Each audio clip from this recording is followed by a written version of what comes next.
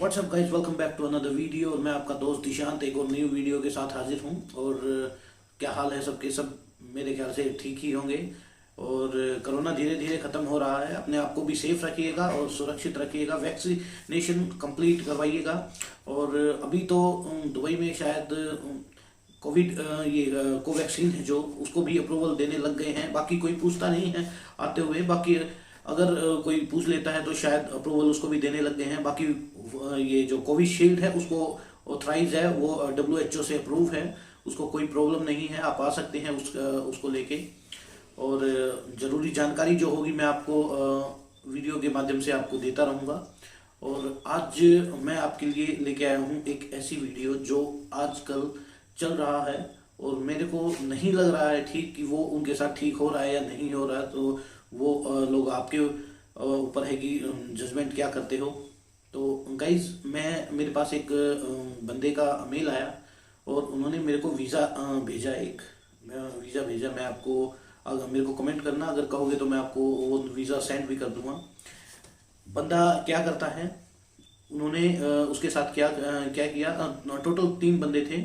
उन्होंने क्या किया, कोई भी जैसे ब्रोकर है, कोई भी जैसे एजेंट है, उसको पकड़ लिया और उसको बोला कि हमारा वीज़ा लगवा के दो। तो देखो, लाजमी है कोई भी एजेंट अगर आपको लगवा के देगा कोई भी वीज़ा, तो उसको कुछ ना कुछ स्टार्टिंग में सिक्योरिटी चाहिए। या तो आपको आपका पासपोर्ट चाहिए या कुछ पैसे चाहिए। ये देखो जायज़ है, और क्योंकि उसको भी पैसा कमाना है, सबको पैसा कमाना है। तो क्या हुआ उनके साथ, वो महाराष्ट्र का था बंदा। और महाराष्ट्र का बंदा था, एजेंट था। और 2 बंदे थे, 3 बंदे थे जो, एक देहरादून का था, एक यमुनानगर का था, एक लखनऊ का था। तीनों बंदों ने अप्लाई किया। वो तीनों फ्रेंड थे आपस में। और तीनों बंदों ने अप्लाई किया। उन्होंने बोला कि आप पासपोर्ट दे दीजिए या कोई अमाउंट दे दीजिए, जो भी होता है। उन्होंने उनसे बोला कि 20,000 रुपीज़ आप दे दीजिए अगर आप पासपोर्ट नहीं भेज सकते हैं तो चलो, उन्होंने सोचा कि बहुत ज़्यादा दूर है, महाराष्ट्र से है वो बंदा, एजेंट। तो उन्होंने सोचा कि चलो ठीक है, कोई दिक्कत नहीं है, पैसे भेज देते हैं।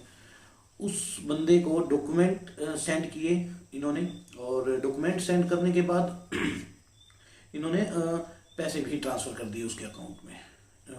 मैं सारी चीज़ें शेयर, देखो, डिस्क्लोज नहीं कर रहा हूँ, क्योंकि अगर आप लोग कहोगे पर्सनली तो मैं उस पर एक अलग से वीडियो बना दूंगा। उसको आपको पूरा का पूरा आपको दिखा दूंगा कि क्या कुछ वीज़ा लगाया है, क्या क्या कुछ है।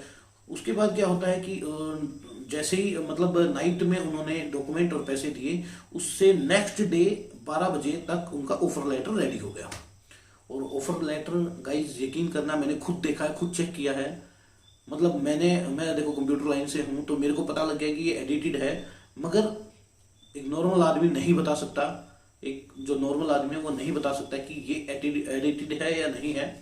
और उसके बाद क्या होता है कि बंदा, वे सब भाई लोग हैं जो, वो खुश हो जाते हैं कि इतनी जल्दी काम हो गया है। उन्होंने उनको भेजा था सिक्योरिटी गार्ड की जॉब पे भेजने के लिए, मतलब बोला था।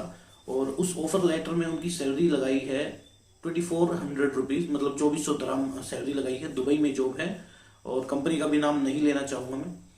उसके बाद 8 घंटे की ड्यूटी बताई थी। लाजमी 12 घंटे सिक्योरिटी गार्ड को करना पड़ता है। तो 8 घंटे के हिसाब से 2400 dirham हो गई। तो आप लगा लीजिए 12 घंटे के कितने बनते हैं। मतलब हम लगा के चलते हैं राउंड फिगर में 3000 dirham। 3000 dirham एक फ्रेशर बंदे को यहाँ पे मिलना, मतलब ठीक है, एक्सपीरियंस है, अगर अच्छी नॉलेज है, मगर पैकिंग में या सिक्योरिटी गार्ड में 3000 स्टार्टिंग में मिलना बहुत मतलब नहीं माना जाता। उसके बाद क्या होता है कि वो लोग क्या करते हैं कि उनका पासपोर्ट, वो ऑफर लेटर आ जाता है। उसके 1 हफ्ते बाद वो आप उनको वीज़ा दे देता है। वीज़ा दे देता है। तो वो उसके बाद पेमेंट मांग रहा है। पेमेंट मांग रहा है तो बंदे तो पेमेंट देंगे ही। और उसके बाद क्या होता है कि उन्होंने मेरे को कांटेक्ट किया, सर ये वीज़ा हमने मिला है, आप एक बार चेक कीजिए कि क्या कुछ है क्या नहीं है, और कैसे कैसे क्या है। तो गाइज, मैंने चेक किया। सबसे पहले ऑफ़र लेटर किया। ऑफ़र लेटर मैंने बता दिया उनको कि फेक है, क्योंकि कंपनी का जो एड्रेस है, फ़ोन नंबर है, सब ब्लर हो रखा है। एक सिंगल वर्ड भी समझ में नहीं आ रहा है।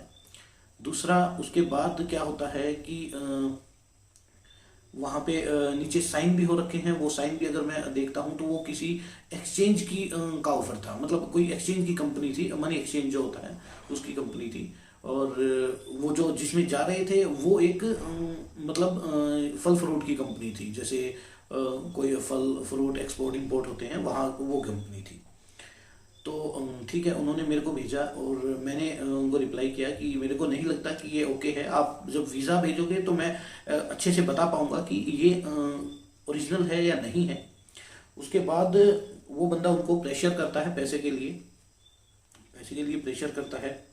मैंने उनको बोला कि होल्ड करवाओ उनको, 2 दिन 3 दिन हमको पैसा अरेंज करने में टाइम लगेगा थोड़ा सा। तो उन्होंने उनको बोल दिया कि हाँ कोई दिक्कत नहीं है, तो वो भी बंदा रुक गया। और उसके बाद मेरे को वीज़ा जब भेजा उन्होंने, आप यकीन नहीं करिएगा, मैंने सबसे पहले देखते ही वीज़ा को ये बता दिया था ये फेक है। मैंने कहीं चेक नहीं किया था उस टाइम तक। मैंने बताया कि ये बिल्कुल फेक है। क्यों? उसमें पता है क्या है, जो कंप्यूटर जानता है, आप लोगों में से कोई भी कंप्यूटर जानता होगा तो उनको एडिटेड किया हुआ डॉक्यूमेंट अलग से दिखाई दे देता है। जैसे कि हम कोई भी मतलब उसको जूम करते हैं जो मतलब ब्लर जो राइट होगा उस पे जिसने अभी अभी टाइप किया होगा उसकी क्वालिटी ओरिजिनल दिखेगी, और जो पहले से होगा उसको वो ब्लर हो जाएगा। तो उस पे बारकोड भी लगा रखा उन्होंने, और बारकोड अगर स्कैन कर रहे हैं तो उसकी डिटेल भी आ रही है। वीज़ा पे जो बारकोड लगा रखा है उस पे अगर हम कर रहे हैं तो उसकी डिटेल भी आ रही है। तो देखो गाइस, ये डिटेल 1 मिनट में बन जाता है बारकोड। कहीं जाने की जरूरत नहीं, आप अपने लैपटॉप से खुद ही बना सकते हो बारकोड। किसी के भी नाम से कोई भी डिटेल डाल लो, कैसी भी डिटेल डाल लो, आप जैसे स्कैन करोगे वो तुरंत दिखा देगा कि कितना क्या कुछ है बारकोड के अंदर, क्या कुछ है। आप खुद भी बना सकते हो। दूसरा उसके बाद फिर मैंने चेक किया GDRFL की जो हमारी दुबई की वेबसाइट है, ISA की वेबसाइट है, और 3-4 और कंट्री की वेबसाइट्स हैं, मैंने सब पे चेक किया। वो वीज़ा कहीं पे नहीं दिखाया गया। उसके बाद क्या होता है कि मैंने उनको बताया कि ये फेक है, इसको पेमेंट मत करना, और अगर तुम करते हो तो आप लोग खुद जिम्मेवार होंगे, मैं इस पेमेंट के खिलाफ हूँ।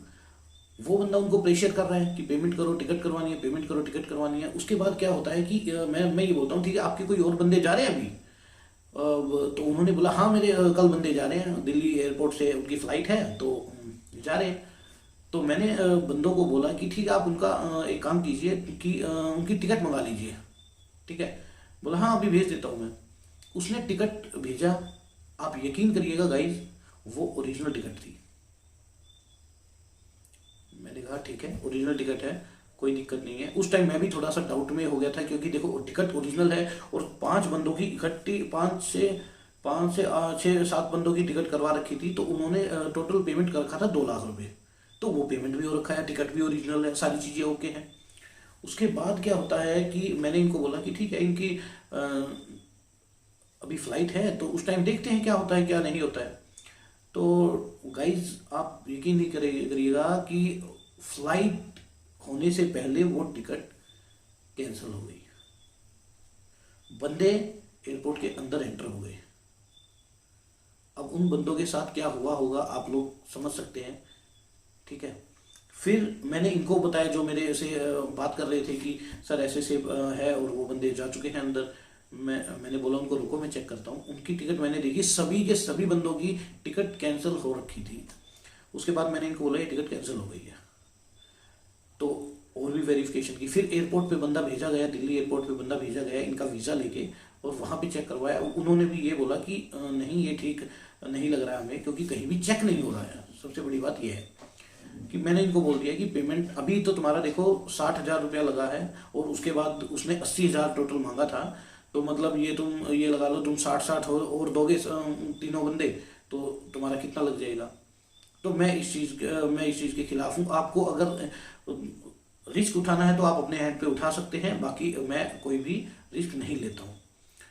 उन्होंने कहा ठीक है सर, कोई प्रॉब्लम नहीं है। तो वो लड़के मान गए, और उस बंदे को बोला कि ऐसे ऐसे है, हमको नहीं लग रहा ये फेक है, कहीं भी चेक नहीं हो रहा है। वो बोल रहा है ISA अभी गवर्नमेंट ने क्या है कि अप्रूव नहीं किया है, मतलब कहीं भी अलाउंस नहीं किया है कि हम ये वीज़ा निकाल रहे हैं, वर्क परमिट निकाल रहे हैं, और इसीलिए वेबसाइट पे चेक नहीं हो रहा है।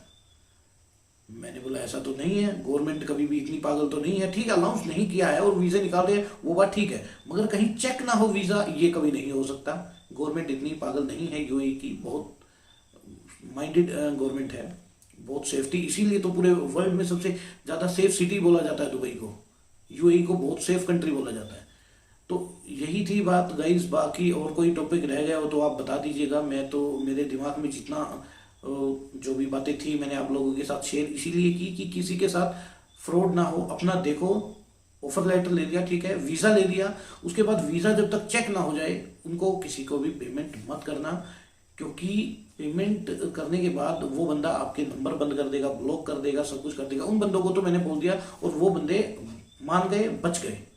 नहीं तो आप 60,000 के हिसाब से 3 बंदों के 1,80,000 ये चले गए थे, और 20-20,000 रुपये ये लगा लो पहले दे रखे हैं उन्होंने, 2,40,000 हो गए, 2,40,000 में अगला बंदा और भी 20 बंदों को फंसा लेगा। ये कंप्यूटर से एडिटिंग करके ये सोचते हैं कि कोई भी बंदा कंप्यूटर से एडिटिंग करता है ना, परफेक्ट कोई नहीं होता। एक ना एक गलती जरूर करता है, बिल्कुल डेफिनेटली करेगा, एक ना एक गलती जरूर किसी ना किसी से जरूर होगी।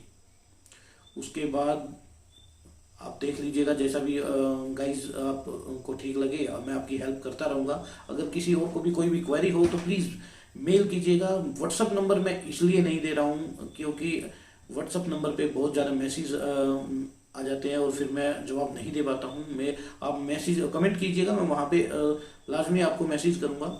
और देखिए गाइस, इस फ्रॉड से बचिएगा क्योंकि बहुत ज़्यादा चला हुआ है, बहुत ज़्यादा चला हुआ है। कोई 50,000 भी ले गए ना, आपका वीज़ा दे रहा है ना, तो सबसे पहले चेक करवाओ, उसके बाद ही कोई एक्शन करो।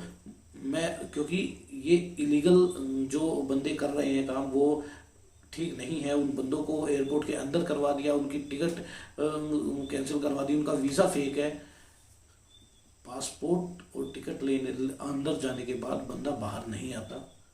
बंदा जब तक बाहर नहीं आता, जब तक उसी एयरलाइंस का बंदा आके वहाँ पे लिख नहीं देता है, सिक्योरिटी गार्ड के, पुलिस वाले के उस पर रजिस्टर पे लिख नहीं देता है कि ये ऐसे ऐसे इस चीज़ के काम के लिए आया था और ये अब इस चीज़ के लिए बाहर जा रहा है। और कोई भी एयरलाइंस इस झमेले में नहीं पड़ना चाहेगी, कोई भी बंदा नहीं पड़ना चाहेगा। तो गाइस, वीडियो बहुत ज़्यादा लंबी हो गई है, तो उसके लिए मैं अभी के लिए आपसे गुजारिश चाहूँगा कि मेरे को मैं अब ये बताते रहिएगा कि किस किस चीज़ पे वीडियो बनानी है। देखो, मेरे को टॉपिक मिलता रहेगा, तो देखो ये अभी मेरे को टॉपिक मिला, जो सारी चीज़ें मैं एक्चुअली 5-6 दिन से इस चीज़ में इन्वॉल्व हूँ। 5-6 हफ्ता हो गया होगा मेरे को, एक हफ्ता हो गया होगा। मैंने सारी चीज़ों को मतलब देख के उसी के बाद वीडियो बनाया है, मैं कोई भी आधी में वीडियो नहीं बना रहा हूँ। तो गाइस, जो भी काम कीजिएगा अपने दिमाग से, समझ से कीजिएगा। कोई भी बंदा, किसी के पास पैसा नहीं होता है आने के लिए, सब कर्जा लेके ही आते हैं। कई वीडियो में ये बता रहे हैं कि भाई कर्जा लेके मत आना, कि भाई जिसको काम करना है ना, जिसको काम करना है वो कर्जा लेके ही आता है। किसी के पास 1,00,000, 2,00,000, 5,00,000 रुपए हो तो वो कभी आने के लिए सोचता ही नहीं है, कभी नहीं सोचता वो आने के लिए। जब आदमी परेशान होता है तभी आने के लिए सोचता है कि मेरे को वहाँ जाऊँगा कि अच्छी सी कोई वो मिलेगी। तो वीडियो ज़्यादा लंबा हो रहा है गाइस, तो अभी के लिए आपसे मैं जाना चाहूँगा मैं अभी। और वीडियो को शेयर, लाइक कीजिएगा, कमेंट कीजिएगा और सब्सक्राइब प्लीज़ कर लीजिए। वीडियो आप लोग देख लेते हैं, और अगर मैं कुछ आपको अच्छी चीज़ें बता रहा हूं तो मैं भी आपसे कुछ ना कुछ एक्सपेक्ट करता हूं कि सब्सक्राइबर कम से कम लाइक, कमेंट और सब्सक्राइब कर लीजिए, कि आगे से आगे जो आने वाली वीडियो बहुत अच्छे अच्छे टॉपिक पे लेके आऊँगा वीडियो। और गाइज, मैं वीडियो अभी 2 दिन के बाद डाल रहा हूँ वीडियो। एक्चुअली क्या है कि मेरे को एक तो टाइम नहीं मिलता है, दूसरा मेरे पास ढेर सारे टॉपिक नहीं है। मैं जो जेन्युइन टॉपिक होता है मैं उसी पे बनाता हूँ, और अदरवाइज मैं बेफालतू में अपनी कमेंट, शेयर, लाइक ये बढ़ाने के लिए मैं नहीं वीडियो बनाता हूँ। तो मैं जब भी मेरे पास कोई भी अच्छा सा टॉपिक होगा या जॉब आएगी तो मैं डेफिनेटली वीडियो बनाऊंगा। अभी के लिए धन्यवाद।